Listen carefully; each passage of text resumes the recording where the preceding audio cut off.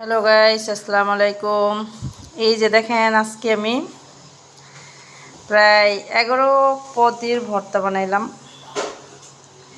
হ্যাঁ, এটা হলো আলু ভর্তা, টাকি মাছ ভর্তা, চিংড়ি ভর্তা, তারপরে লটকি শুটকি ভর্তা, এই হলো আপনার কি বলে এটা, রসুন ভর্তা, এগুলো ধনিয়া পাতা ভর্তা, কালিজিরা ভর্তা, শুটকি ভর্তা, বেগুন সিম ভর্তা, বেগুন ভর্তা, হ্যাঁ, ডাল ভর্তা,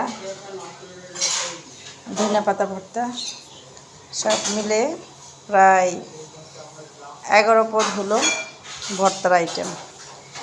আর হলো গরুর মাংস আছে, এই তো চুলার পর গরুর মাংস চুলাতে রাখা হয়েছে গরুর মাংস। এই যে গরুর মাংস, এই দিয়ে আজকে খাবার। আর হলো এই তো মাছ ভাজা।